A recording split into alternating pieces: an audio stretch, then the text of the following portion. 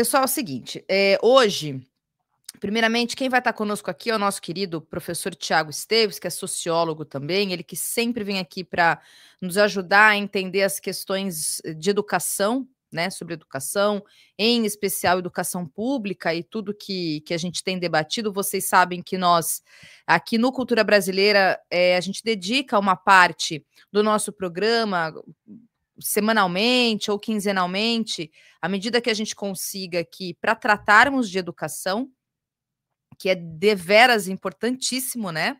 Então, a gente vai falar de vários assuntos. Eu e o Thiago, a gente sempre troca ideia, ele sempre me passa algumas questões, mas tem um assunto, então, hoje, que eu queria muito falar com ele, que é essa notícia que nós, lamentavelmente, tivemos hoje, que foi desse adolescente de 16 anos, lá na cidade do norte do Rio Grande do Sul.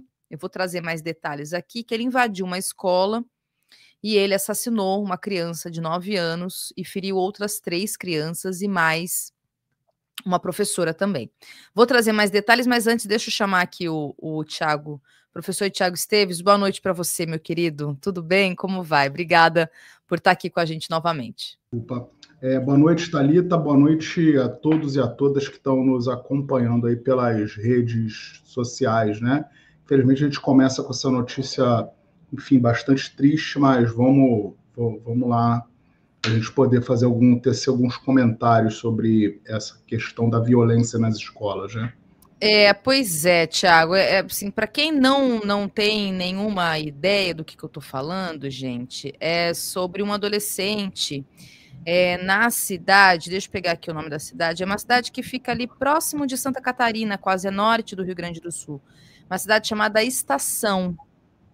Esse adolescente, ele invadiu essa escola na parte da manhã, e ele feriu 3 crianças e matou a facada um menino, um garoto de 9 anos e uma professora que tentou impedir, inclusive, a agressão, ela também foi ferida, né? E as outras meninas de 8 anos que também foram atingidas aí por esse garoto, enfim, porque é um menino, né? Uma escola de 150 alunos, Tiago, e ele agiu sozinho. As investigações todas apontam que ele tem questões psiquiátricas, até uma vizinha que mora na frente da escola, ela viu a movimentação aí, né, imagina ali aquela situação toda, todo mundo correndo, ela abriu a porta da casa dela, inclusive, para que alunos pudessem entrar, e o que se tem realmente é essa tragédia, né?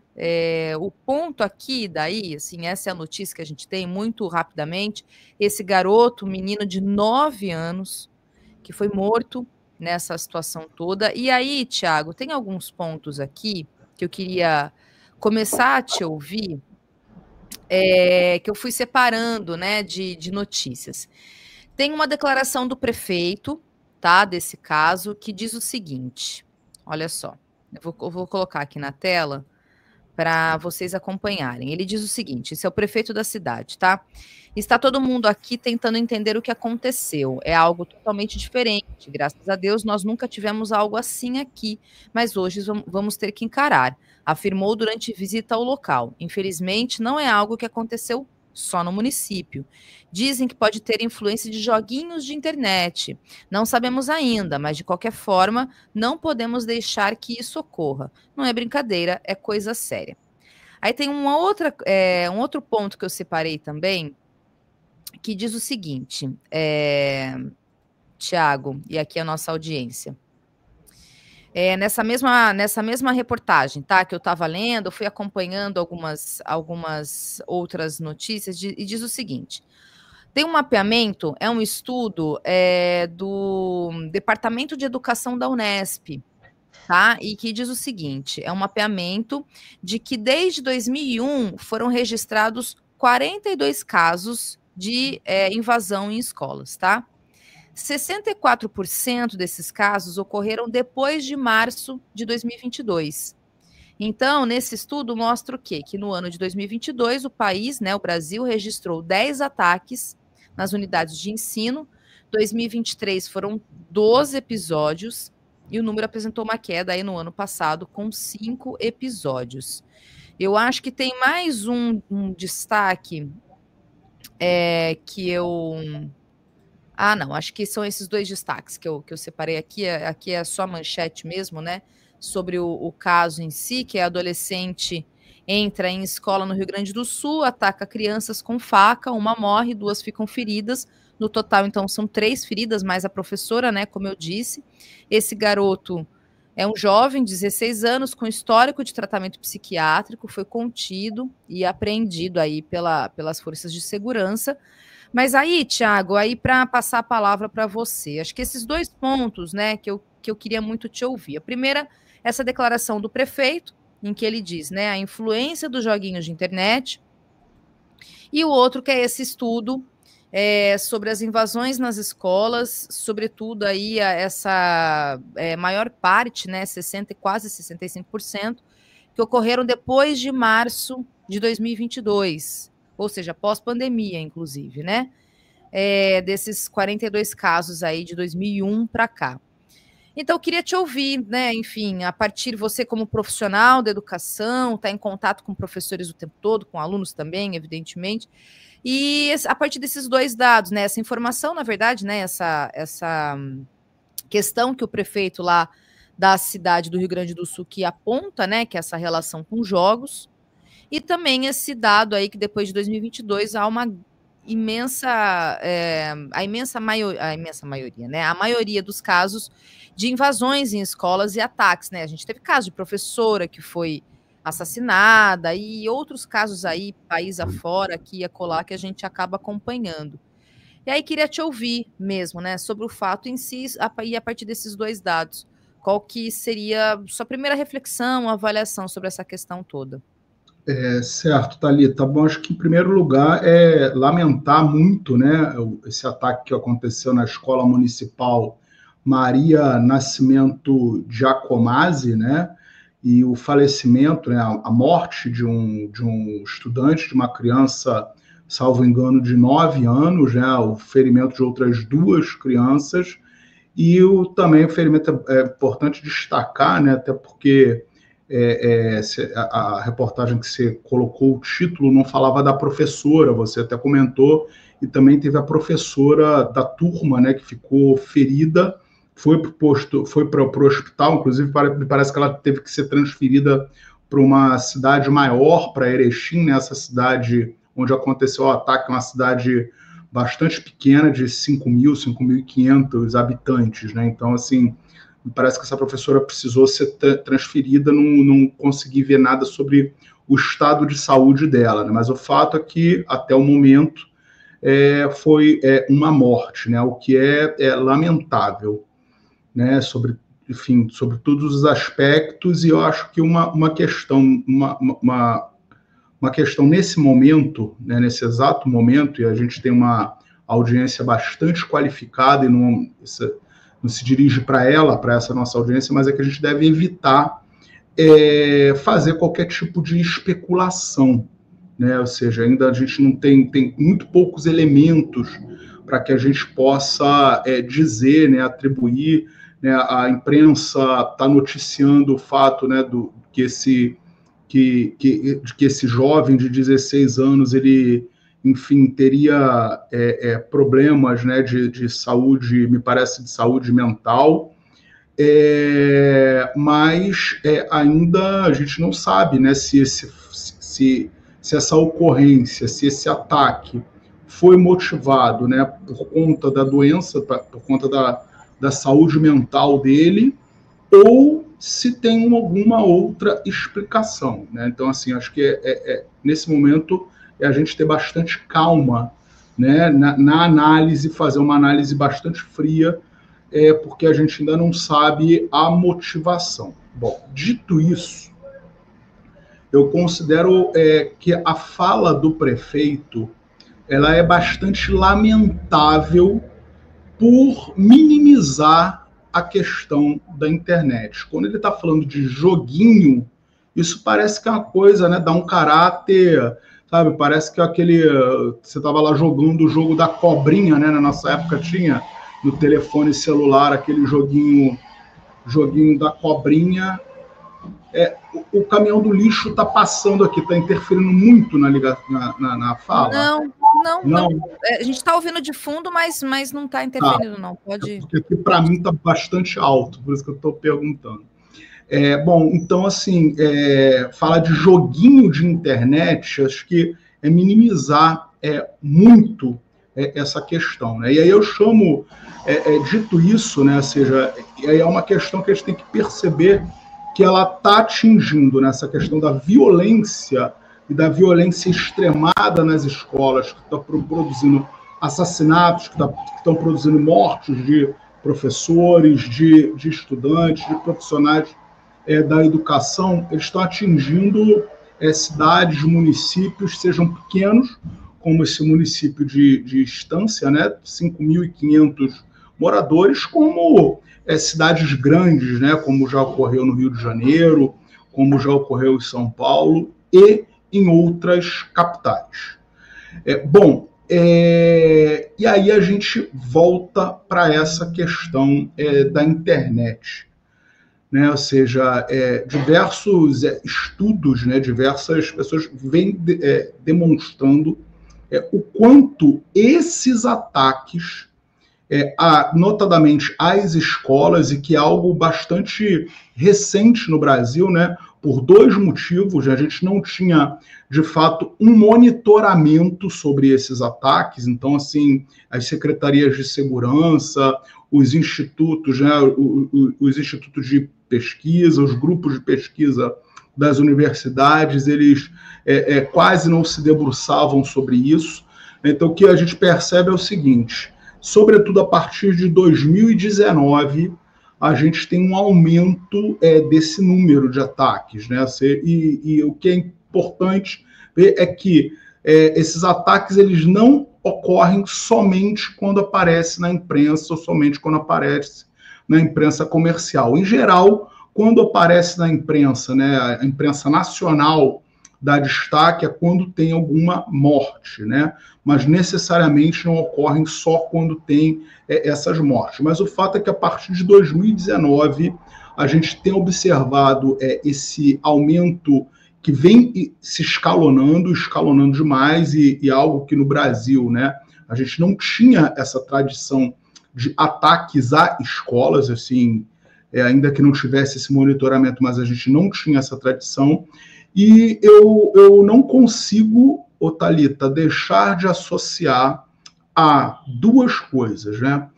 O primeiro fato, a popularização da internet, né? E o crescimento com a popularização da internet, né? O crescimento de grupos extremistas, grupos neonazistas, neofascistas, né, os grupos que pregam ódios diversos contra minorias sociais, mulheres, negros, indígenas, né, população LGBTQIA+. Então, esse tipo de grupos, né, se proliferam rapidamente na internet, seja nessa internet que a gente usa, né, normalmente, seja nessas internets ao estilo Discord e outras coisas. E isso decorre, Thalita, eu acho que é uma discussão que a gente tem que encarar e tem que fazer, sobretudo em relação a essa ausência de regulamentação das redes e da internet. Porque diversas plataformas, e aí a gente está falando dessas plataformas das mais usadas hoje em dia, né?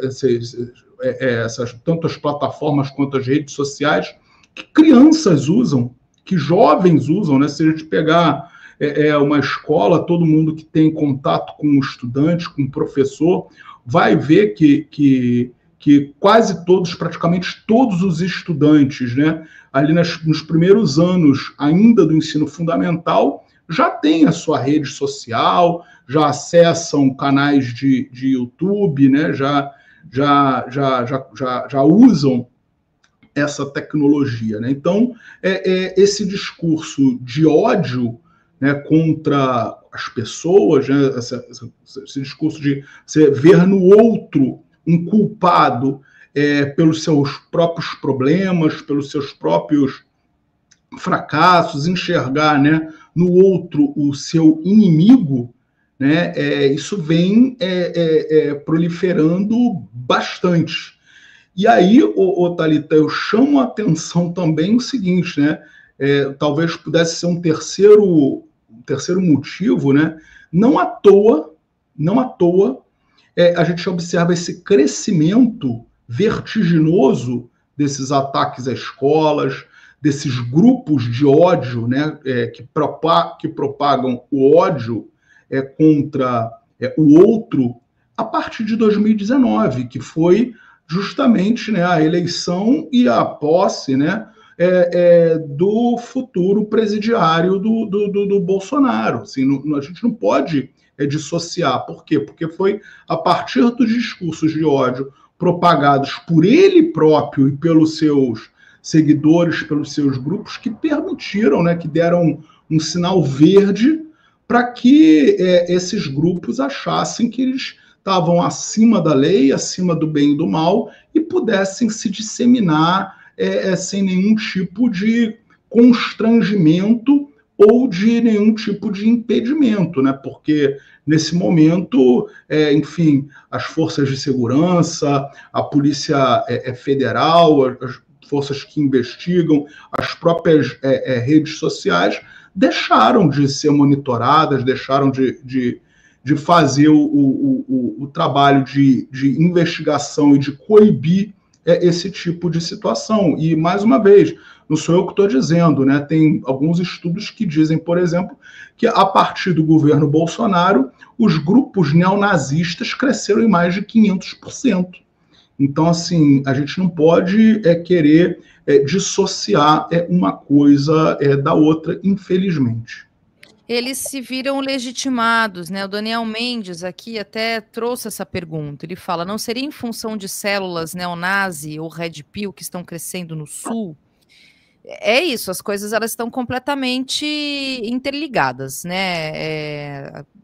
Tiago, eu acho que tem a questão do crescimento de células, não é necessariamente somente no Rio Grande do Sul, mas enfim, como a gente está tratando de um caso aqui e que de fato há constantes exposições aí de células neonazis nessa região, então a gente fala, mas isso lamentavelmente é algo que está aí proliferado país afora, porque na verdade o discurso fascista, ele legitima os fascistas, né? E a lógica relacional dos fascistas é o ódio.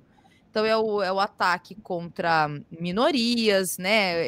Eles são extremamente odiosos contra mulheres, LGBTs, negros.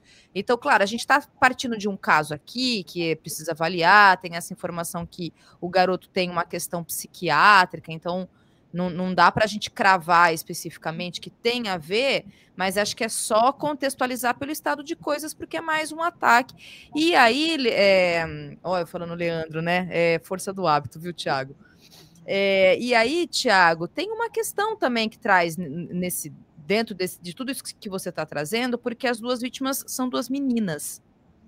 As meninas, que foi um menino que morreu, e as outras duas meninas feridas são duas meninas e duas crianças. Então, assim, a gente, evidentemente, como você falou, a gente precisamos ter muita parcimônia, muito cuidado, para não fazer associações diretas, porque a gente está falando aqui de uma notícia que saiu hoje, tem uma investigação que vai acontecer e etc. Então, ninguém está sendo taxativo aqui, mas não tem como a gente negar o contexto, né, Tiago? Acho que não tem como a gente dissociar, e a partir desses dados, dessas informações que estão, inclusive nessa reportagem, desses trechos que eu trouxe, desses constantes ataques e de algo que até então não pareciam não pareciam ser da cultura, pelo menos aqui nossa, né, brasileira, dessas invasões em escolas, né, e que vitimam muitas vezes, inclusive, professores, né, professoras e professores. Então tem essa coisa direcionada também, né, para as escolas, né, professor? Exato, ô Thalita, você traz alguns elementos bastante interessantes, né? Você estava falando, eu lembrei de como nós aqui no Brasil, né, aqui no Rio de Janeiro, nós ficamos horrorizados com aquele documentário do Michael Moore, o Tiros em Columbine, que enfim, tratou, né, jogou luz sobre o que estava acontecendo nas escolas estadunidenses num determinado momento histórico. E eu lembro muito da gente aqui ter ficado horrorizado com aquilo, porque assim, não era algo que fazia parte do nosso cotidiano, não era algo que a gente sequer cogitasse ia acontecer aqui no Rio, no Brasil, né? A gente não pensava nisso. E você traz um elemento que demonstra muito bem esse caráter supremacista, né? Esse caráter legitimador de um determinado tipo de indivíduo, que é o ataque às mulheres, né? E aí eu também lembrei de que o ataque aqui no Rio de Janeiro, né? Aquele caso que ficou conhecido, né, como o caso lá de Realengo, né, o ataque às escolas de Realengo, onde também foram mulheres, notadamente, né, jovens do sexo feminino, que foram a maior parte das mortas e a maior parte das pessoas que foram atingidas, né, por aquele assassino. Né? Então, assim, de fato, a gente está diante de uma nova realidade. E, Thalita, também tem a questão que você destacou muito bem, né? O nosso espectador, o nosso ouvinte traz a questão do Sul, mas esses movimentos extremistas, esses movimentos nazifascistas, eles não crescem apenas no Sul. Há pouco tempo, por exemplo, eu vi que a polícia desmantelou uma célula neonazista no Maranhão. Então, assim, essas células elas estão sendo desmanteladas e esse discurso supremacista ele está chegando em todos os locais, independente, enfim, da raça, do local de nascimento, ou seja, ele está atingindo, ele está chegando a nossa juventude, está chegando e está capturando a nossa juventude, o que é algo extremamente preocupante. E nesse momento, o que mais me chama a atenção é o discurso da extrema-direita sobre isso. Porque se ainda eles vão explorar isso, se já não estiverem fazendo, eles vão explorar esse ataque e daqui a pouco a gente vai começar a ver aquelas falácias, aquelas soluções fáceis para problemas difíceis, né? Como, por exemplo, vamos armar os professores, se a professora tivesse com um revólver na mão, isso não teria acontecido, se tivesse alguém ali armado, ele não teria feito isso, ele só estava com uma faca, então se tivesse alguém com uma pistola, teria dado um jeito nele, quando, na verdade, o que a gente tem que perceber é o seguinte: muitos desses ataques acabam tendo sucesso graças à falta de infraestrutura nas escolas, ou seja, é uma questão estrutural.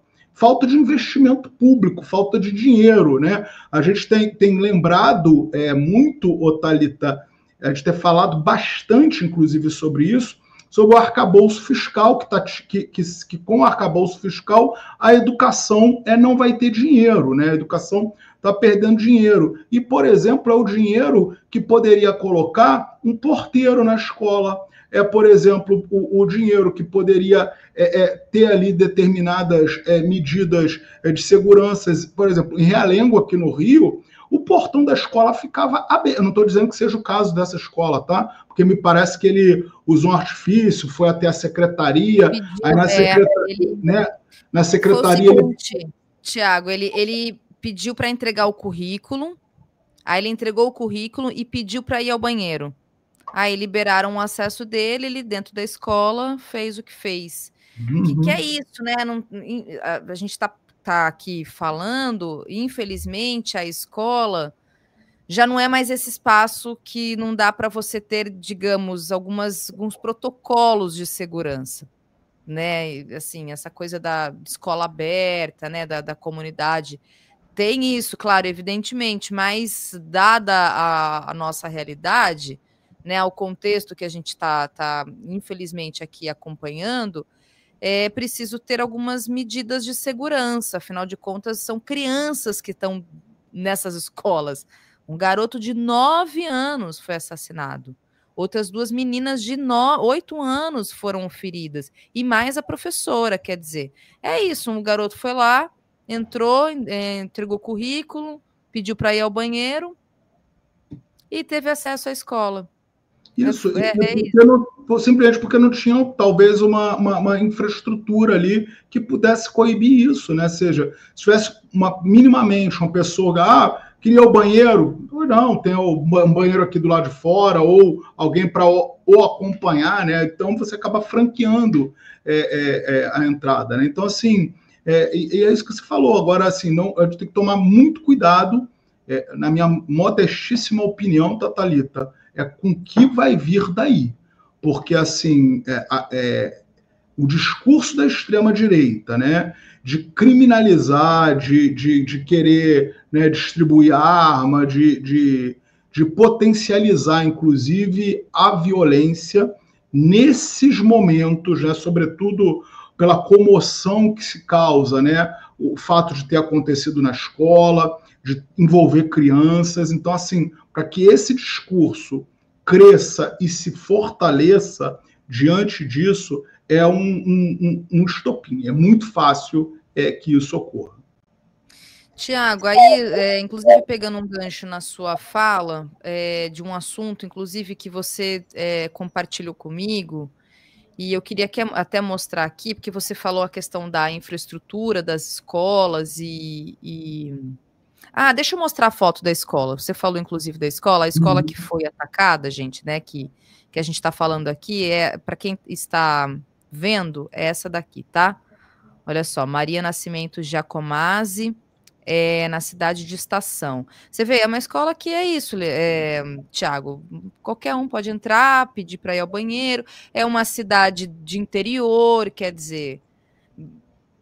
Todo mundo se conhece, você nunca ia imaginar que a pessoa faria. E é isso, né? Pessoas, às vezes, né, mais uma vez, né, não estamos dizendo que seja o caso, é muito precipitado a gente falar qualquer coisa, né? Mas, assim, a gente não sabe o que esses jovens estão fazendo com o telefone celular, com o computador, quais são os grupos, porque a gente tem, inclusive, esses casos de tortura que estão acontecendo, né?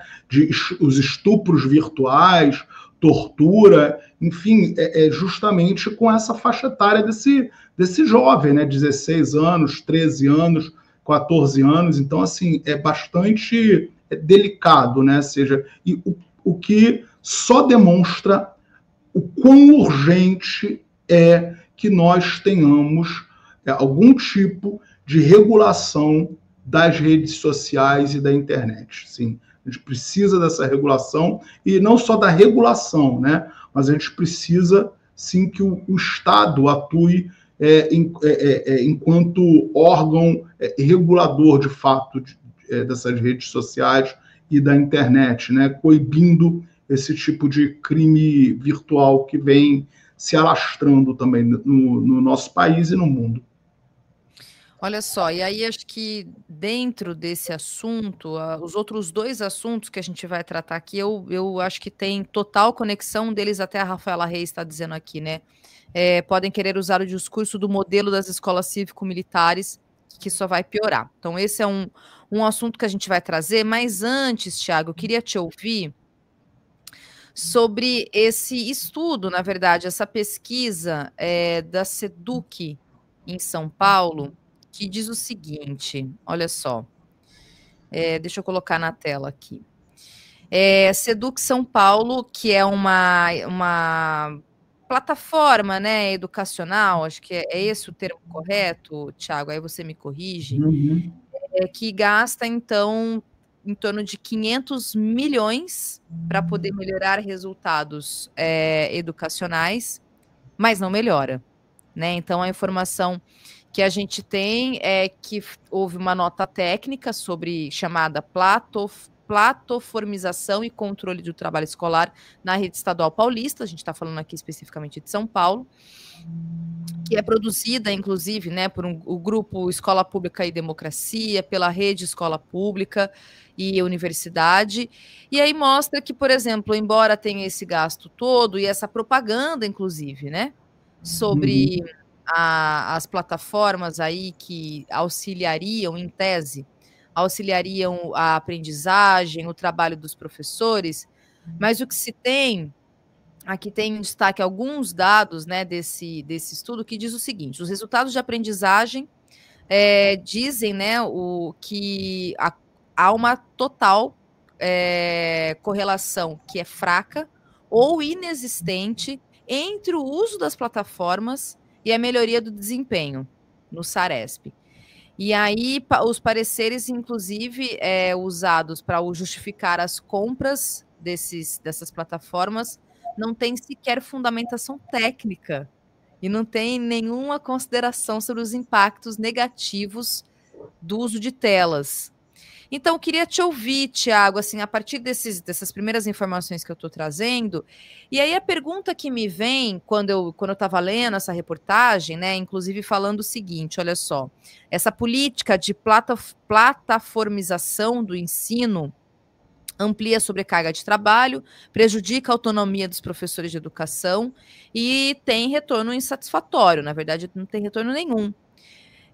Para além, né, de te ouvir um pouco a partir dessas informações que eu trouxe, eu queria muito te ouvir, que eu fico imaginando o professor, qual que é o papel dele nesse contexto? Quer dizer, me parece que é uma forma de mostrar que o professor, ele quase que está se tornando, a partir dessa ideia, de que é um papel secundário, é quase que um auxiliar, é quase que um apertador de botão, né? E não um protagonista ali naquele espaço.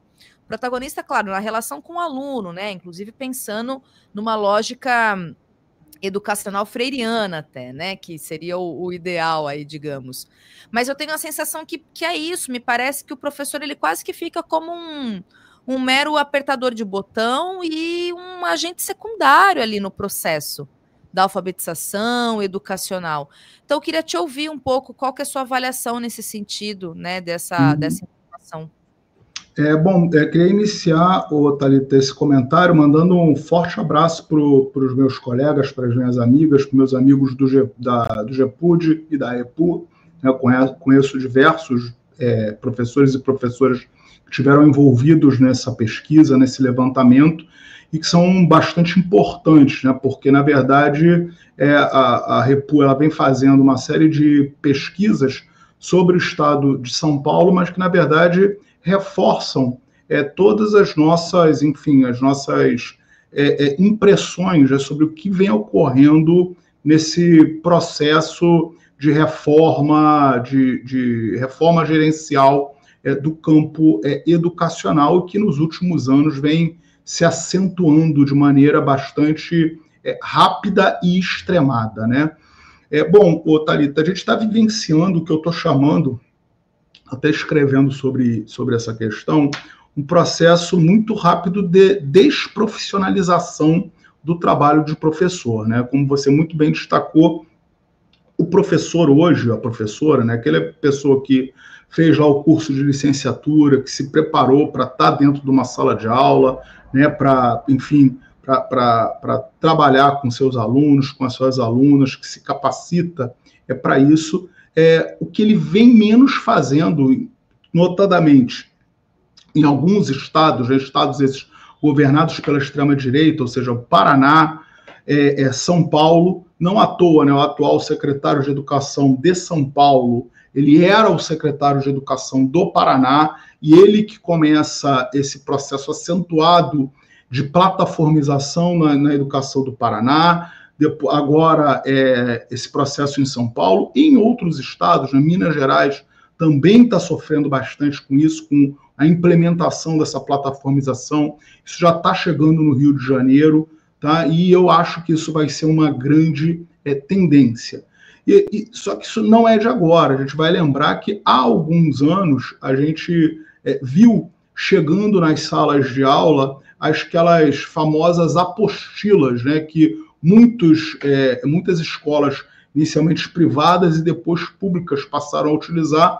E eu brinco que aquelas apostilas, eu cheguei a ver algumas dessas apostilas, elas diziam até qual era a piada que a professora tinha que contar na sala de aula, né? Então, assim, com tudo muito definido. Então, eu identifico hoje que ainda ali na década de 90, no início dos anos 2000, com o uso desse apostilamento, ali o professor começou a perder um pouco da sua autonomia, né, educacional, algo que agora, com essas plataformas educacionais, isso para a gente está muito claro, né? O professor hoje, dentro de uma sala de aula no estado de São Paulo, no estado do Paraná, faz qualquer coisa menos dar aula, né? Porque ele virou ali uma espécie de gestor de plataformas educacionais, né? São Paulo são mais de 10 plataformas que os estudantes têm, né? São plataformas para tudo. Você tem plataformas para os próprios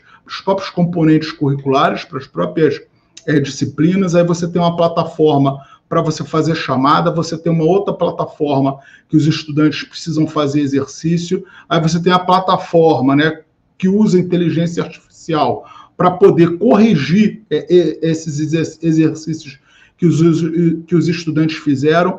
E aí, se o estudante não ficou o tempo ali que quem planejou aquela plataforma achava que deveria ser o adequado, o professor é o culpado por isso, porque o professor, inclusive, ele tem que fiscalizar o tempo que o estudante fica ali logado nessas plataformas educacionais.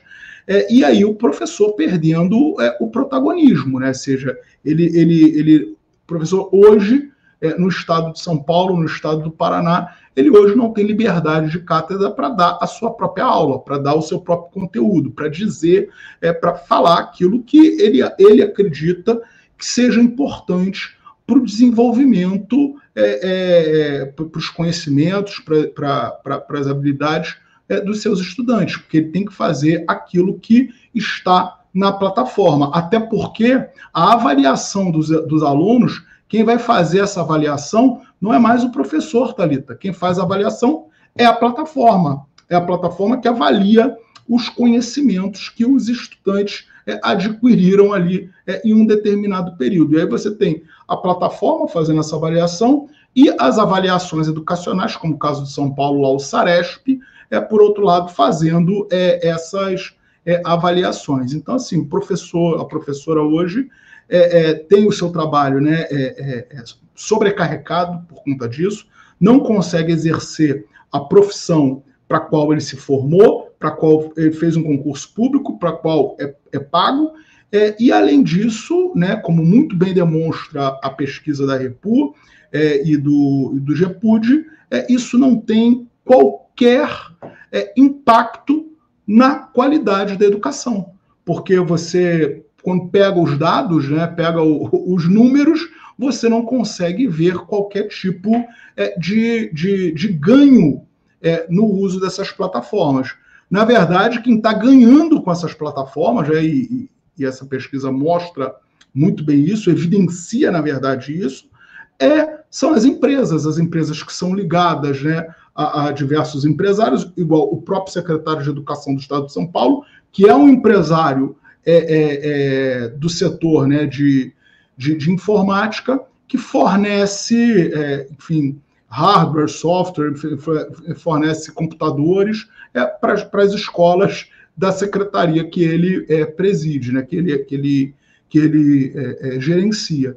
Então, quem está ganhando hoje são essas plataformas, ou seja, são essas instituições, né, que produzem essas plataformas educacionais. E aí, contar uma coisa, estive conversando com uma orientanda minha que está, por acaso, analisando a plataformização da educação, e ela estava contando que ela é professora da rede estadual de educação, e ela foi para uma capacitação, né? Porque a Secretaria Estadual de Educação, ela oferece para os professores uma capacitação, ensinar como é que se usa.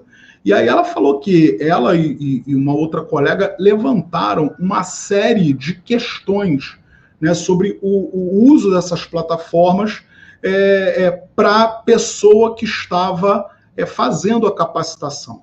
Né? Aí ela me contou, né, que a pessoa que estava, depois que elas começaram a indagar a pessoa que estava fazendo a capacitação, aí ele se apresentou, né? Era um engenheiro, ou seja, uma pessoa que nunca esteve dentro de uma sala de aula, nunca pisou numa sala de aula, e diante dos questionamentos dela e da outra colega, ele simplesmente falou que eles não haviam pensado nisso e que eles iam levar as questões que elas tinham levantado para os programadores para saber o que era possível fazer. E uma das questões que elas levantaram, que é algo bastante simples, Thalita, que é o seguinte: o que você faz, né? Como é que a inteligência, né, ali por trás da plataforma faz para poder diferenciar os estudantes de acordo com as diferentes capacidades cognitivas que eles têm. A gente sabe que os estudantes, né, muitas vezes dentro da mesma sala, né, na mesma escola, nas mesmas séries, eles têm aprendizados completamente diferentes. Então, você tem alguém ali que consegue avançar mais em determinados conteúdos do que outras pessoas. E aí, o que essas plataformas elas fariam nesses casos? E aí, o engenheiro, que é uma pessoa que nunca pisou dentro da sala de aula, não soube responder. Tiago, aí duas coisas que me suscitam aqui, né? Enfim, primeiro curiosidade mesmo, porque como existe essa lei nacional sobre a proibição de celulares, os alunos eles acessam essas plataformas via o quê? É um tablet, uma estrutura que tem dentro da escola, né? É isso. Então, Thalita, na verdade, a lei, ela existe um adendo nessa lei, né? Então, o estudante ele pode acessar o telefone celular, o tablet, um computador, enfim, um aparelho eletrônico qualquer, desde que para uso pedagógico. Então, se for para acessar uma plataforma dessas, ele pode usar o celular. Por quê? Porque, em tese, seria para o uso pedagógico, ou seja, para uma atividade ali dentro da sala de aula, né? Eu, eventualmente, uso muito com meus alunos, né, com meus estudantes. Volta e meia eu falo para eles, pode pegar o telefone celular, vamos pesquisar isso, vamos fazer aquilo, né? Olha isso. Então, isso são atividades pedagógicas, e para isso eles podem fazer, né? Eu posso pedir, vamos fazer uma pesquisa aqui sobre, enfim, quem foi o Emílio Durkheim, né? Então, eles podem entrar e usar isso. Isso seria o uso pedagógico. Então, essas plataformas, eles podem usar os próprios telefones celulares, podem usar muitas redes de educação, né? Fornecem, inclusive, tablets para esse... Obviamente, compram esses tablets, né? E distribuem para os seus estudantes. Então, assim... mas a gente tem uma série de problemas, né? Por exemplo, a questão da internet, do acesso à internet, o que isso está produzindo, né? O próprio uso de telas, que tem uma série de pesquisas, inclusive internacionais. Aí eu brinco, né? Essas pessoas que adoram falar dos organismos internacionais, a Unesco chama atenção para os riscos desse uso de telas em sala de aula, sobretudo, né, com crianças e jovens. Então, assim, a gente tem uma série de pesquisas, né, demonstrando o quanto isso é arriscado, o quanto isso não tem nenhum tipo de ganho, mas isso está gerando lucro, está gerando dinheiro para alguém, né? E é por isso a única explicação. Eu acho que isso é importante deixar muito claro, ou seja, essa plataformização do ensino que a gente está vendo hoje em muitas secretarias municipais, secretarias estaduais de educação, só tem uma única explicação: o lucro que isso está dando para empresários, o lucro que isso está dando para algumas pessoas, né? O dinheiro que falta na escola está indo para o bolso do empresário, né? O dinheiro da educação que está faltando na escola está indo para o bolso de alguém. E aí outra coisa que também eu acabo pensando, né, refletindo a partir do que você traz. O primeiro quem é que quer ser professor? neste momento, sabe? Porque há realmente essa questão desse vazio, né? Se o professor ele vai ser um futuro, isso, um tutor, alguém que vai ali fazer uma espécie de, sei lá, orientação via plataformas, eu fico realmente me perguntando quem é que quer se dedicar a uma licenciatura específica, se dedicar a uma carreira, né? É algo que me faz realmente colocar para pensar, para fazer esse questionamento, sabe? E aí uma outra coisa também que entra no campo da reflexão, Tiago, é se as crianças e adolescentes estão escrevendo, o ato de escrever. Porque eu me peguei, Tiago, pensando nisso, falando, nossa, faz muito tempo que eu não escrevo. A gente não escreve mais, né? Escrever mesmo. Porque a gente está o tempo todo digitando, a gente está na tela, o mundo digital está aí.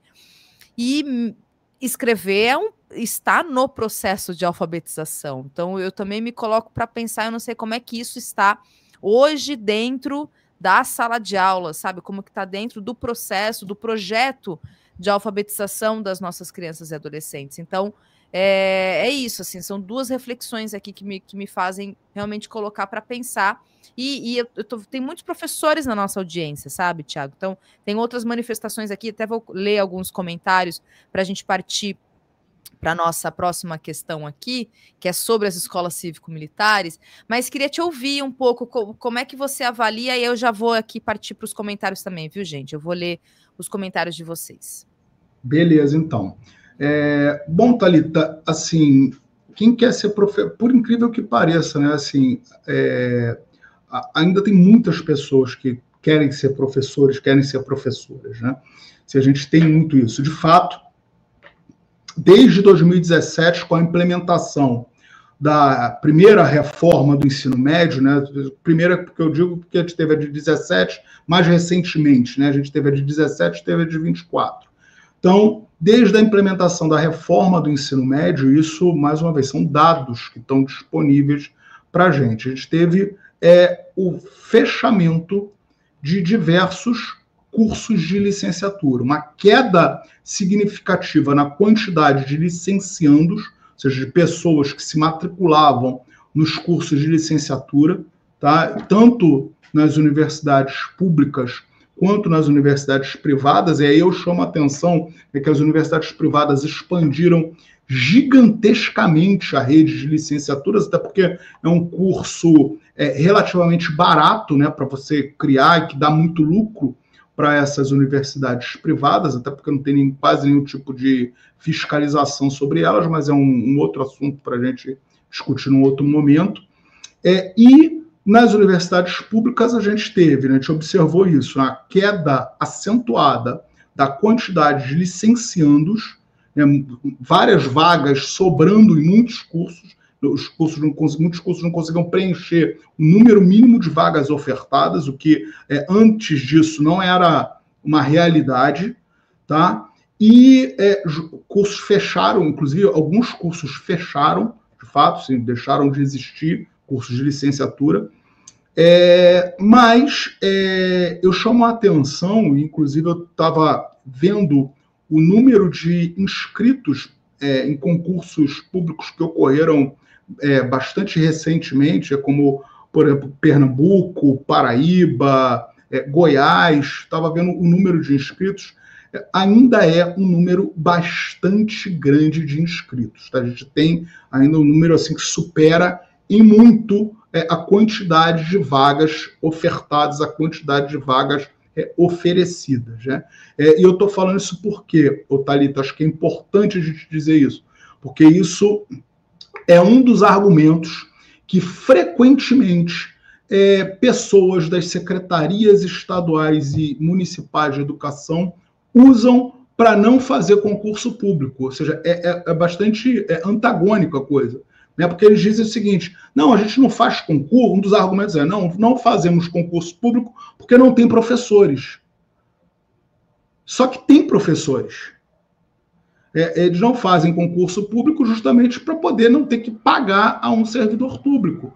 Por quê? Porque aí, ao invés de pagar um servidor público concursado, fazem igual o Romeu Zema em Minas Gerais, né? Contratam um professor, fazem um contrato de trabalho, ao invés de pagar, né, 12 meses mais 13º, 13 meses, mais um terço de férias, pagam lá 9 meses para o professor, para a professora contratada. Né? Contrata em março, demite em dezembro, e aí só paga esse período, com salários, inclusive, também muito inferiores ao que um profissional concursado deveria receber. Então, assim, faz esse tipo de economia canalha.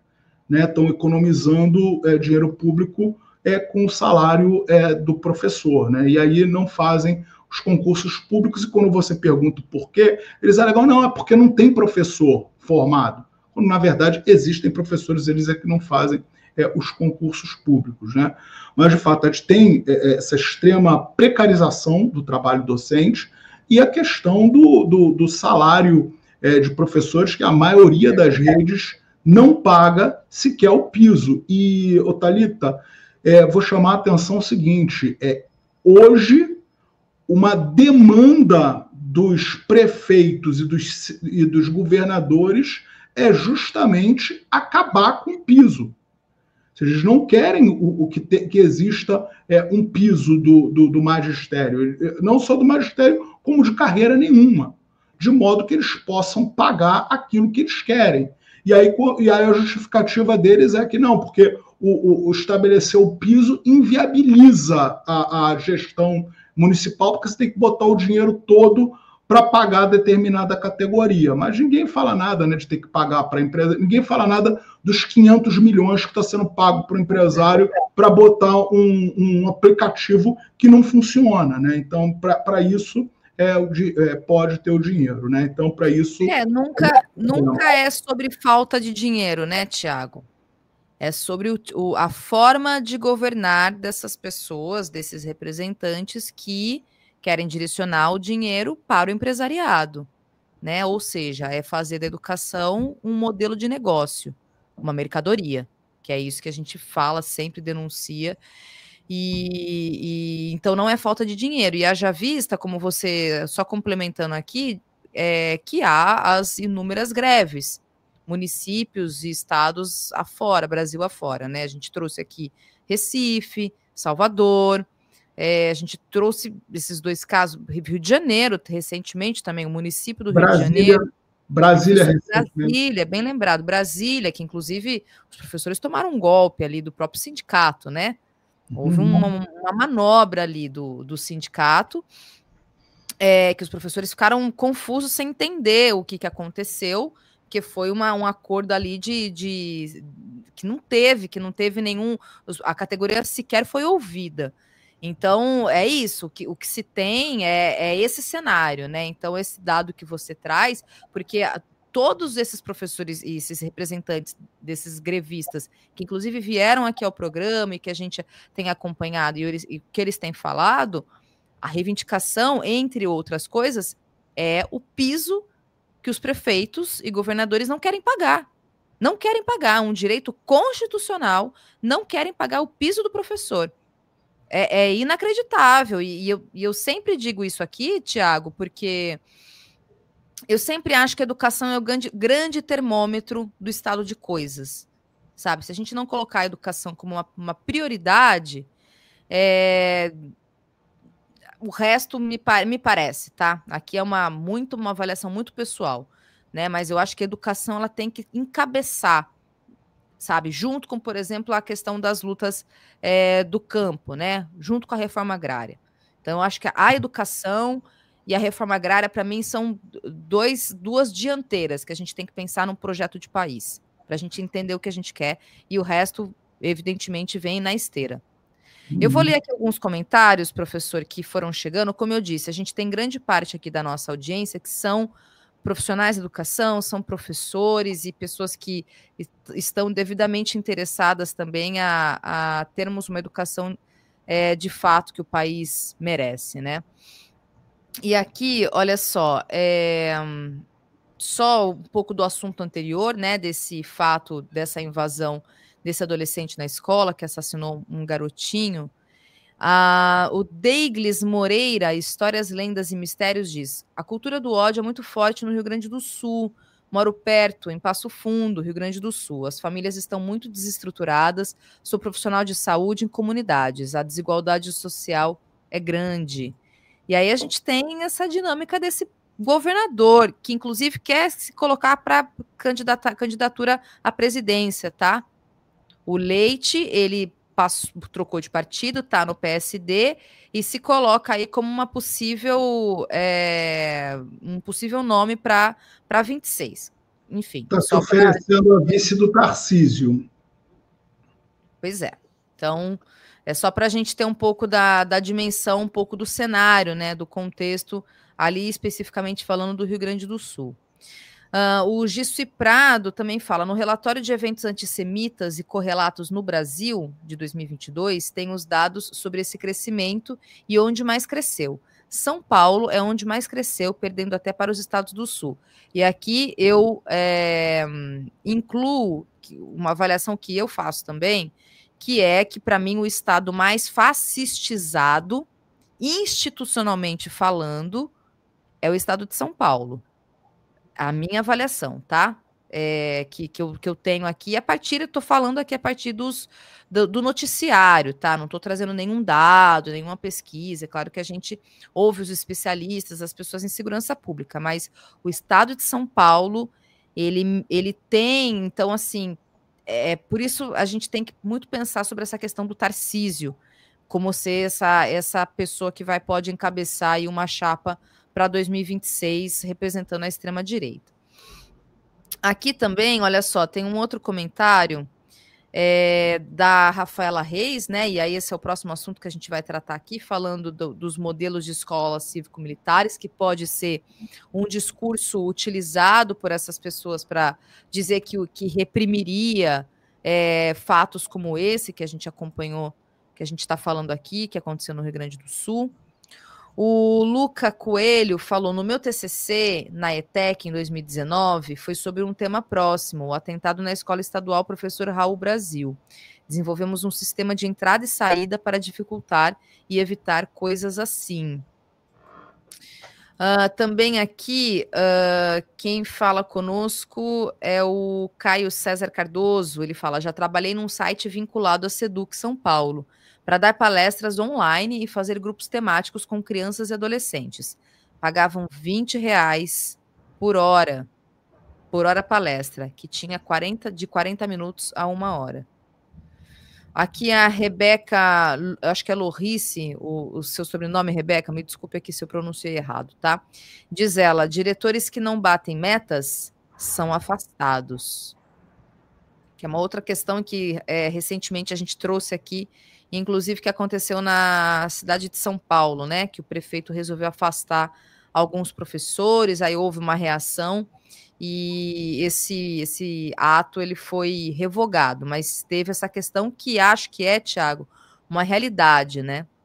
E não é só em São Paulo, tá, Thalita? Só desculpa te cortar, mas só chamando a atenção que, assim, às vezes a gente acaba focando no lugar, assim, a gente tem relatos de direções de escola, né, de coordenadores, sendo afastados em diversos estados, né, sendo afastados, seja por conta de notas dos estudantes, né, as médias no IDEB, no Saresp, nessas avaliações educacionais, sejam porque essas direções elas são pressionadas pela Secretaria de Estado de Educação a pressionarem os professores. Então, assim, a gente está num mundo, assim, ou os trabalhadores, né, e as trabalhadoras se unem, ou, de fato, nós vamos ser engolidos pelos poderosos, né, pelos patrões, porque a direção ela é pressionada, pressiona os professores ficam insatisfeitos com a direção, como se o secretário não tivesse, a secretária de Educação, o prefeito, o governador de estado, não tivessem nada a ver com isso, né? Ou seja, não enxergam quem de fato é o inimigo, né? Então, outro dia eu falei isso numa palestra que eu dei, inicialmente, né, as pessoas ficaram um pouco desconfortáveis, porque é isso, né, assim, é muito mais fácil você olhar e culpar o diretor da escola que está ali te cobrando, mas muitas vezes você não enxerga que ele também está sendo cobrado e que, na verdade, deveriam se juntar, se unir, os diretores e os professores, e enxergarem que o grande inimigo que eles têm que ter em mente é o secretário de Educação, é o prefeito, que são é o governador, que são de fato quem está viabilizando essa política pública de perseguição que a gente está vivenciando dentro das escolas hoje. Isso aí, olha só. E aí também, quem fala aqui, a Cissimaga, desculpa, minha querida, diz: a coordenação motora é a lateralidade das crianças é de chorar. Aqui, acho que é fazendo referência à questão do ato de escrever, né? Que é a que eu comentei aqui. Aqui também, olha só, a Rebeca Lorrice diz: liberdade de cátedra. Liberdade de cátedra, diz ela. Vou dar aqui a devida entonação, né? Já que ela colocou com acento de exclamação. Boicotem as plataformas, diz aqui a Rebeca. E também o Márcio Magalhães falando: eu sou professor de cursos de licenciatura. A formação dos futuros professores também está cada vez mais precária. Mesma lógica da precarização da educação básica. E aqui agora, então, partindo para o nosso último assunto, professor Tiago, também de uma outra informação que você trouxe, que é a questão das escolas cívico-militares. Você trouxe um dado que é lá de Minas Gerais e que está falando um pouco que há um avanço, né? O governador Romeu Zema, ele está separando, enfim, indicando algumas escolas, notificou essas escolas para que elas venham a se tornar escolas cívico-militares. E aí você até recebeu, né, as mensagens dos professores. Queria te ouvir um pouco sobre isso e já emendar uma pergunta, assim: como é que funciona esse processo? Porque, veja, o governador ou o prefeito que seja, aí eu não sei, né, qual que é a autonomia, enfim, de quem está levando esse projeto, ele simplesmente notifica e fala: ó, a partir de tal momento, em tal data, essa escola vai ser cívico-militar. Quer dizer, não tem um diálogo com a comunidade, não tem um diálogo enfim, a realidade daquela escola, com os próprios pais, profissionais de educação, para ver se eles querem que essa escola venha se tornar cívico-militar. Como é que é esse processo? Assim, é algo que é totalmente arbitrário mesmo? É de cima para baixo? Vai ser assim, ponto final, e vai ter que aceitar e é isso? Como é que funciona isso? Então, vamos lá, Thalita. Tem dois casos, eu diria, né? Assim, você tem, né, decisões governamentais puras e simples de militarizar as escolas, e você tem, né, outros modelos, né, que é uma consulta disfarçada, porque, na verdade, não existe nenhum tipo de consulta, né? Então, assim, você fica ali, tipo assim, se de fato tua escola, né, chegou a ordem e a partir de um determinado momento, né, ela vai ser militarizada, as forças de segurança, né, vão estar dentro da sala de aula, ou se vai haver uma consulta que, em alguns casos, de consulta tem qualquer coisa menos nada, né? E a gente está observando nesse momento, Thalita, um aumento desse processo de militarização das escolas, e é esse ponto que tem me chamado bastante a atenção, né? Porque a gente tem observado, né, teve esse caso escandaloso de Minas agora, né, com 800 escolas sendo notificadas em todo o estado de Minas Gerais, né, notificadas para começar esse processo, né, de consulta à população. E aí eles pegaram o caso lá, já existiam 9 escolas militarizadas, e aí eles falam, né, dizem, né, que essas escolas melhoraram todos os índices, mas não apresentam. Isso está no documento, na cartilha encaminhada pela Secretaria Estadual de Educação, mas não tem nenhum dado que comprove essa melhoria, até porque não existe, né, não existem esses dados que comprovam uma suposta melhoria na qualidade da educação. E aí eles convocam a comunidade escolar, ou seja, as pessoas que estudam, os professores, as professoras, os estudantes, os responsáveis, os profissionais da educação e quem mais queira estar presente, né? Pode estar presente nesse dia. E aí, em tese, né, dada fala para pessoas defenderem o modelo, para pessoas criticarem o modelo, e, em tese, ao final, existiria uma votação, né? Ou seja, as pessoas que estão ali presentes votam para dizer se elas querem que a escola seja militarizada ou não. O problema, Thalita, é que a gente percebe o seguinte, a gente tem notícias, isso em diversos locais, né? Que muitas das vezes essas consultas, na verdade, são grandes teatros, porque a ordem já vem de cima, já vem da secretaria, do tipo, assim, relatos de professores e de diretores, do tipo, nem tentem, porque nós a meta é privatizar, militarizar a sua escola. A meta, a gente tem que, dessas X escolas, Y vão ter que ser militarizadas, isso já está definida, e é estratégico que a sua seja militarizada, né? E, notadamente, Thalita, as secretarias estaduais de educação que estão incentivando esse processo de militarização, mais uma vez, agora a gente está com São Paulo, né, que recentemente o Tarcísio lançou um edital para contratação de 300 profissionais da segurança pública, né, PMs ou bombeiros, para atuarem em 100 escolas que vão ser militarizadas. O Zema, né, notifica 800, e a gente tem também no Mato Grosso, que também é um governo de extrema-direita, também é um governo bolsonarista, ainda que seja menos falado, também com esse processo de militarização.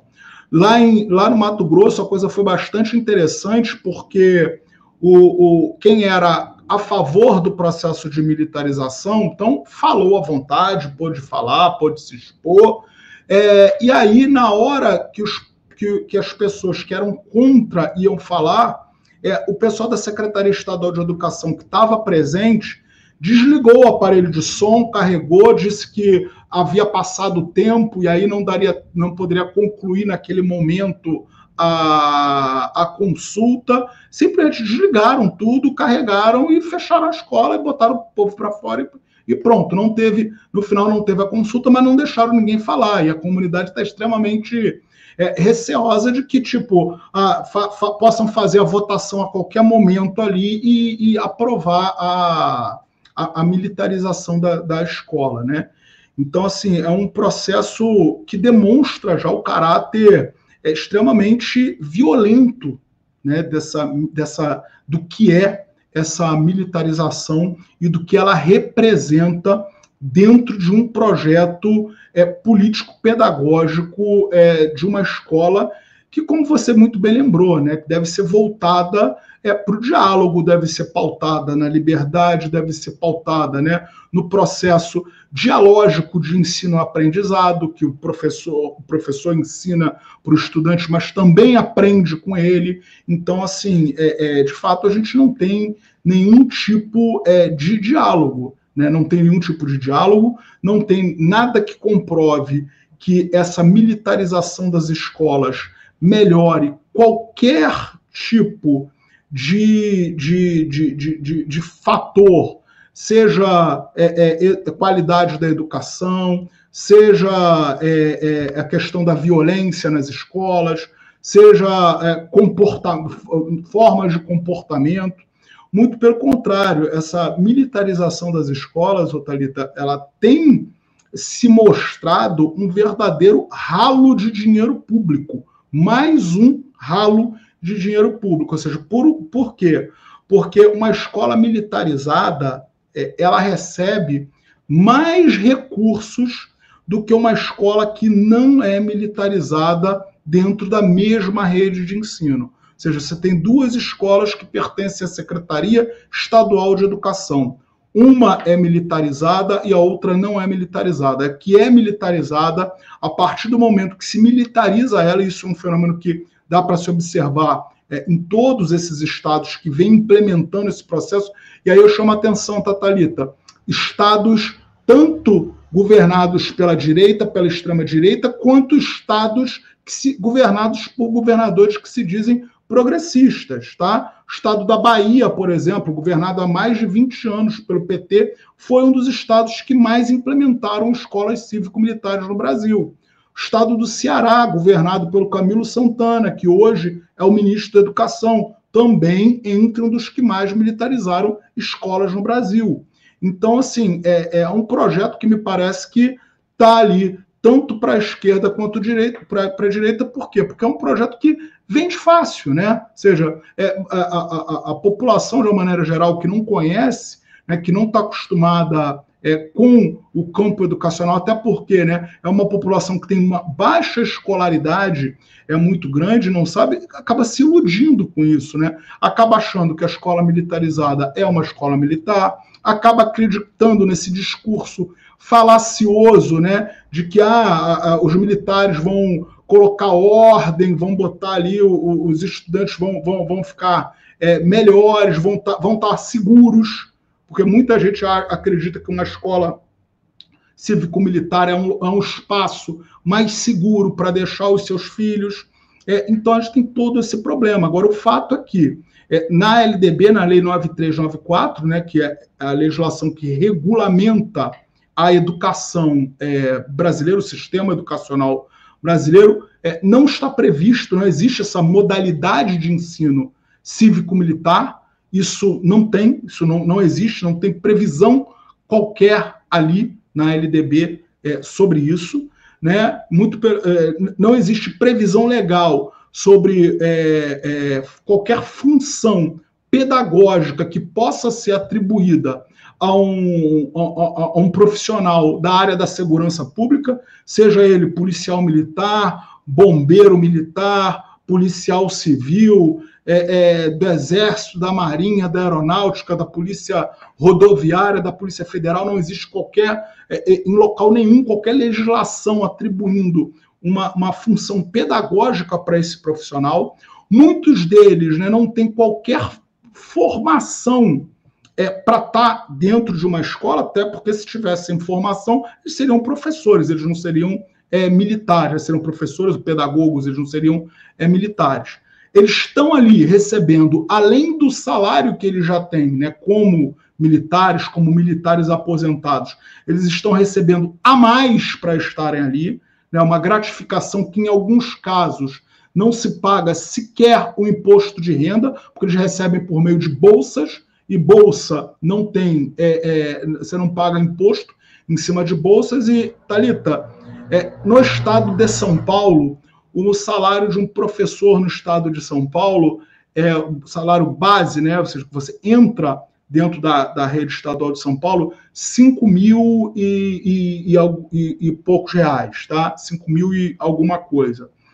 Não me lembro agora o valor exato para estar te falando aqui. Mas o fato é que, enquanto um professor no estado de São Paulo está ganhando 5 mil e pouco, um militar aposentado, para estar dentro dessa mesma escola, trabalhando muito menos do que o professor trabalha, estou falando carga horária disponível na escola, exercendo uma função que ninguém sabe qual é, porque eu li o edital tanto da Secretaria Estadual de Minas Gerais, quanto da Secretaria Estadual de São Paulo, quanto da Secretaria Estadual do Mato Grosso, e não estão definidas quais são as funções dessas pessoas. Você não tem ali quais são assim, para ninguém dizer para mim, tem sim, são funções extremamente genéricas, a ponto de que você não sabe dizer o que de fato essas pessoas fazem ali dentro. Não tem, são funções extremamente genéricas, como, por exemplo, auxiliar na gestão da escola. O que é isso? Isso pode ser qualquer coisa, né? Auxiliar na gestão da sua casa. Ou seja, eu posso fazer qualquer coisa dentro da sua casa. Então, assim, não tem isso definido. E eles dizem, mas eles estão lá, não é para dar aula. Bom, não é o que a gente ouve. A gente ouve dos professores e das professoras que estão lotados dentro dessas escolas que existem, sim, interferências desses policiais militares, desses bombeiros militares, nas salas de aula, no conteúdo que é ministrado, tá? E só para deixar claro, né? Um professor de São Paulo, enquanto o professor concursado, formado, licenciado, está ganhando aí 5 mil e poucos reais, um soldado da Polícia Militar aposentado, para estar ali dentro daquela escola, ninguém sabe fazendo o quê, ele recebe 9 mil reais por mês. Pois é, gente, olha só, eu vou ler aqui alguns comentários que ficaram aqui, que foram chegando. Ana Silva, nova membro do canal, seja bem-vindo, viu, minha querida? Seja bem-vinda. Também aqui a Cecília Manso, eu separei porque ela diz o seguinte, professor, eu tô achando isso tudo tão absurdo e deprimente que não sei nem o que dizer. A Cristine fala aqui em Curitiba, a Câmara está tentando militarizar as escolas municipais, e aí ela complementa, lembrando que o Ratinho Júnior já militarizou as estaduais. E aqui, Regi Pascal Sen diz, meu ingresso simbólico. Obrigada, Regi. Valeu, meu querido, minha querida.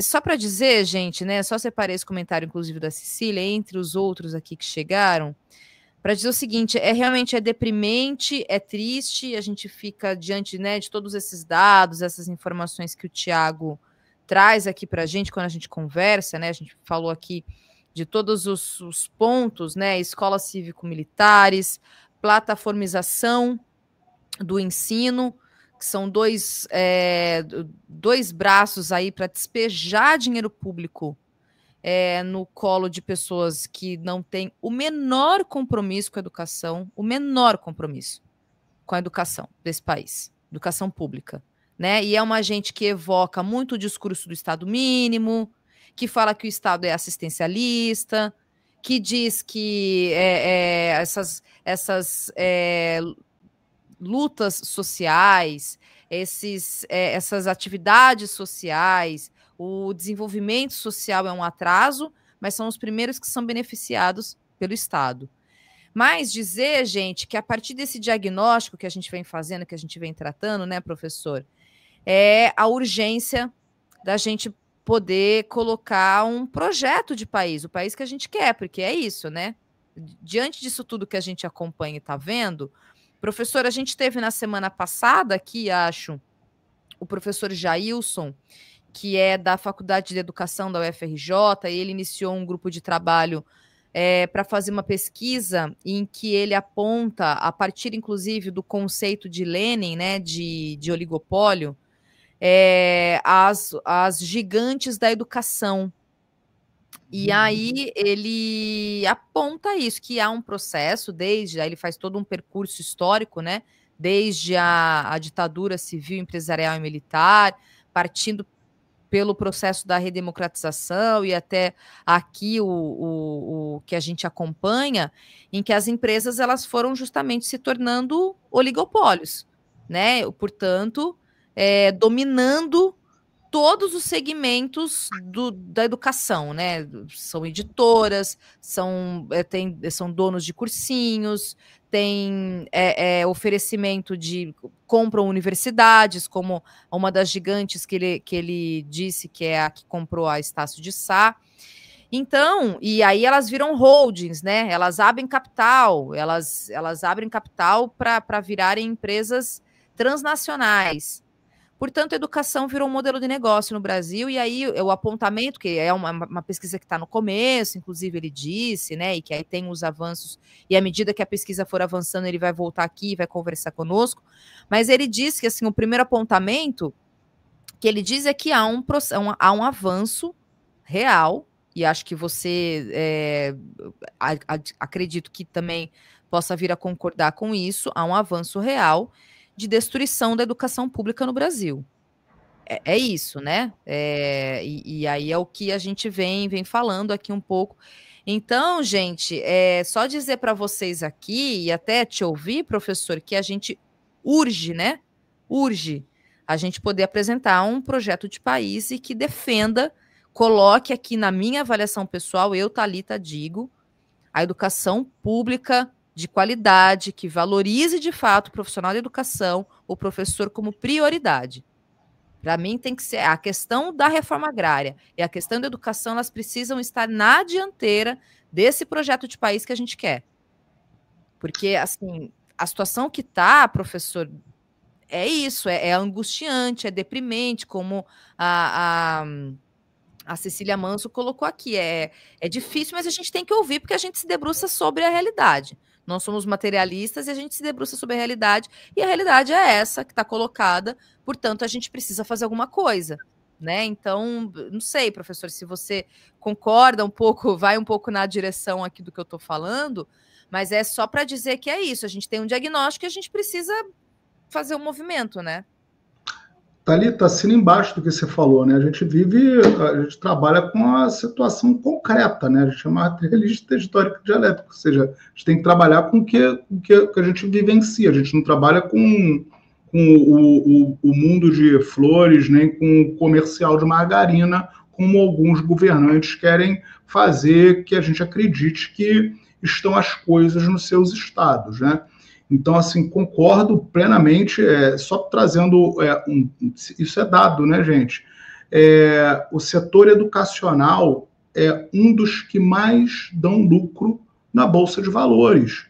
Isso não é à toa, né? Recentemente, mês passado, inclusive, né, saiu numa dessas revistas de negócios uma entrevista com o CEO de um desses maiores conglomerados educacionais do Brasil. Eles são proprietários de 8 ou 9 faculdades de medicina e somente de lucro com esses cursos de medicina, ou seja, tirando todos os outros, só esses cursos de medicina dão um lucro anual de 600 milhões de reais. Lucro anual de 600 milhões de reais. Quando a gente está falando do setor educacional, não é querendo ser chato, porque sempre eu falo disso, a gente está falando de 700 bilhões anuais. Se a gente pega, né, governo federal, estados e municípios, ou seja, é muito dinheiro. O que a gente está observando hoje no setor educacional é algo que a gente já viu na década de 90 ocorrer com o campo da saúde. Ou seja, o mesmo processo de desestruturação que nós vimos no setor da saúde, hoje nós estamos vendo no setor da educação. Pergunto para as pessoas quando foi o último concurso público para a área da saúde que nós vimos, seja no município, seja no estado, seja no governo federal. Há quantos anos, há quantas décadas a gente não vê um concurso público? Há quanto tempo, Thalita, a gente está vendo aí os postos de saúde, as clínicas de família, as UPAs sendo geridos pela iniciativa privada, né? O governo federal hoje está cometendo um crime na área da saúde, que é a privatização dos hospitais federais, né? Já conseguiu privatizar alguns hospitais universitários lá com a empresa pública, né, que passou a gerir, e agora está fazendo a mesma coisa com os hospitais federais aqui do Rio de Janeiro, né? O Hospital de Bom Sucesso, o Hospital de Laranjeiras, o INTO, querendo passar esses hospitais para a gestão privada. Então, hoje a gente observa no campo da educação o que aconteceu com o campo da saúde na década de 90. E aí, Thalita, eu ouvi você e o Leandro comentando, né, que vocês vão devem, enfim, conversar com o pessoal que está fazendo, né, os responsáveis pela consulta popular, pelo plebiscito popular. Se você me permite, eu acho que uma pergunta que seria fundamental para fazer para eles é o porquê eles não colocaram o arcabouço fiscal Professor Tiago, você acha que eu já não pensei nisso? A primeira coisa, professor, que eu pensei, falei, bom, porque veja, professor Tiago, e aqui a nossa audiência, a gente parece o chato, né? O povo chama a gente de chato, porque a gente é aquele famoso que bota água no chope, né? Que fala, luta de classes, e aí muita gente falando aqui que vai para a manifestação do dia 10 também, que vai ter uma manifestação acontecendo na próxima quinta-feira. Ninguém é contra a manifestação e nem expor o caráter perverso da burguesia desse país, tá? Ninguém é contra. Nenhuma pessoa de esquerda com mínimo de consciência é contra ou desmobilizadora, como eu acompanho, tem muita gente que diz isso, sabe, professor Tiago?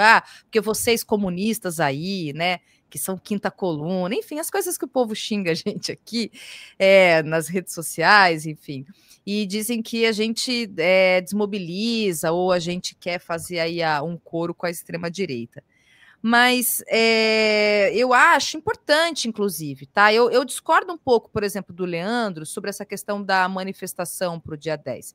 Eu acho que, assim, é importante a gente informar de alguma forma e ter uma manifestação que exponha realmente a burguesia desse país e que fale realmente que os mais ricos precisam serem taxados, né? Que há realmente um Congresso que está ali alinhadíssimo com os mais ricos, com a burguesia, com as bancadas do agro, com o empresariado. Enfim, a gente sabe disso, mas olha só, professor, eu vou aproveitar então aqui o gancho que você... eu ia falar sobre isso, mas vou aproveitar a sua presença para trazer isso aqui, eu acho que traduz muito, porque a economia ela é um campo bastante difícil de ser traduzido, né, para termos mais simples, para ser devidamente interpretado, e aí, justamente por isso, eu mesma fico com muitas dúvidas, então eu escuto, e às vezes eu leio os textos e acompanho, assim, leio várias vezes para ver se eu consigo compreender, interpretar mesmo, para poder ter um mínimo de propriedade, para poder comentar e falar, porque a economia, ela é difícil de ser entendida, e me parece que tem um pouco dessa intenção. Só que aí, veja só, isso aqui eu peguei, gente, de um trecho de uma entrevista com o economista, deixa eu pegar aqui o nome dele, Rodrigo Ávila, tá? Da Auditoria Cidadã da Dívida. Ele deu uma entrevista, professor Tiago, para a TV Democracia. Então eu vou ler aqui as aspas, tá? Que é um trecho da entrevista dele, ele diz o seguinte: nós temos um arcabouço fiscal que, mesmo com o aumento dos tributos para os ricos, não leva a um aumento dos gastos sociais, diz economista da ACD, Auditoria Cidadã da Dívida, à TV Democracia. Rodrigo Ávila, economista da Auditoria Cidadã da Dívida, foi um dos entrevistados do programa O Despertador, da TV Democracia, na sexta-feira, 4/7, última sexta-feira. Durante sua participação, ele disse que o que está por trás, vejam bem, gente, que o que está por trás da lógica de propostas como a do aumento do IOF, ainda que tenham medidas positivas, não é aumentar os investimentos sociais, mas sim cumprir as metas do arcabouço fiscal que o próprio governo criou. Aí as aspas aqui do economista. Mesmo com o aumento do IOF, para os ricos, não leva a um aumento dos gastos sociais, criticou. Infelizmente, temos o arcabouço que impede que seja transferido para a população. E aí tem aqui o link da entrevista completa, enfim. Então, veja, eu não sou contra mobilização, menos ainda contra a luta de classes, menos ainda expor, tudo isso que eu falei, tá? Não quero ser repetitiva. Mas não me enganem, eu não suporto ser enganada. Acho que o professor Tiago e nenhum de nós aqui suportamos. Eu odeio ser. Sabe aquela coisa de achar que a gente é bobo, professor? Que você faz uma conversa aqui com termos um pouco mais rebuscados, e aí você leva a gente na conversa. Eu não suporto ser enganado. Então, é importante ir para a manifestação e etc. É muito importante, é simbólico, mas assim, vamos informar as pessoas corretamente? Esse, inclusive, é o papel de um comunicador. Eu não quero que as pessoas vão enganadas. Então, saibam disso. Há um problema. O problema chama-se arcabouço fiscal. Exato. Claro que há uma raiz e a gente sabe da história, etc. Desculpa, professor, me alonguei aqui na fala, mas é só para a gente ter consciência do que a gente está falando, sabe? Não, é exatamente isso, Thalita, porque, assim, se a gente pode colocar os bilionários desse país para pagar um imposto de renda de 27,5%, que é o mesmo que eu, que você, né, e que muitos brasileiros e brasileiras, muitas pessoas que estão aqui nos assistindo pagam. Porque com arcabouço fiscal não vai adiantar nada. A gente pode triplicar o IOF, pode botar o IOF de 1,5%, pode passar esse IOF para 100%, porque a gente só vai estar gerando superávit primário. O governo só vai estar gerando lucro para deixar o lucro engavetado. Por quê? Porque o teto de gastos, o ajuste fiscal não permite fazer investimentos em educação, não permite fazer investimentos em saúde, não permite fazer investimentos em infraestrutura, não permite nada disso. Então, assim, a gente está numa camisa de força. Por isso que eu brinquei, Thalita, que eu queria que fizesse essa pergunta para caso eles venham, né? Caso eles estejam aqui, seria interessante, ou minimamente, porque que não puxam o coro de tirar a saúde e a educação, que são dois setores, né, fundamentais para a população brasileira, sobretudo para a população mais pobre, porque que não lutam para tirar esses dois setores do arcabouço fiscal, né? Porque ou seja, o que eu quero é que acabe com o arcabouço fiscal, ponha fim ao arcabouço fiscal. Mas na impossibilidade disso, por que não vamos puxar um coro para tirar esses dois setores que, mais uma vez, você não tem como fazer nada na educação sem dinheiro. A educação ela vem perdendo, né, desde 2015, né, desde o golpe contra Dilma Rousseff. A educação vem perdendo anualmente recursos, fatia significativa dos recursos, né? Já vi alguns cálculos falando que a gente perdeu já 60 bilhões em 6 anos. E agora mais 12 bilhões que vão desviados para poder pagar o pé de meia. E ainda com o arcabouço fiscal que impede qualquer tipo de investimento. Então, assim, não adianta nada a gente ter projetos, né, para poder melhorar, por exemplo, a segurança nas escolas, se a gente não tem recurso. Não adianta a gente querer falar, né, em projetos para pensar uma outra educação, uma educação, por exemplo, nos moldes daquela que foi pensada por Brizola, por Darcy Ribeiro, aqui no Rio de Janeiro, com o projeto dos CIEPs, ou a educação que é feita nos institutos federais, no Colégio Pedro II, nos Cefetes, isso não vai adiantar de nada, porque a gente não vai ter como investir nesse modelo. E aí a gente vai ter que se contentar com o resto do resto, que é dado pela extrema-direita, né? Ou seja, com as escolas cívico-militares, para os filhos de pobre, né? Com o fechamento, né? Da possibilidade dos filhos da classe trabalhadora fazerem o Enem e conseguirem uma vaga, ainda que por meio das cotas raciais, sociais que existem nas universidades públicas, e quem entrar não vai conseguir sair, porque não vai ter mais programas, né, que possibilitem a manutenção desses estudantes nas universidades. Você não vai ter mais programas para alimentação, para moradia, para transporte público. Então, assim, de que adianta a gente fazer superávit? De que adianta, né, pedir o pagamento, né, de impostos justos pela burguesia nacional, se esse dinheiro, em caso de entrar para o caixa do governo, vai simplesmente ficar na poupança, porque não vai poder ser gasto com a classe trabalhadora. Isso aí, professor, exatamente. O Estado não é uma empresa. Exato. O Estado não é uma empresa. Né? Essa mentalidade de achar que o Estado é uma empresa, que tem que guardar dinheiro, claro, responsabilidade fiscal, toda essa retórica que a gente sabe, etc. Mas o Estado, ele é um fomentador de política pública e aquele que financia as políticas públicas. Ele não é uma empresa.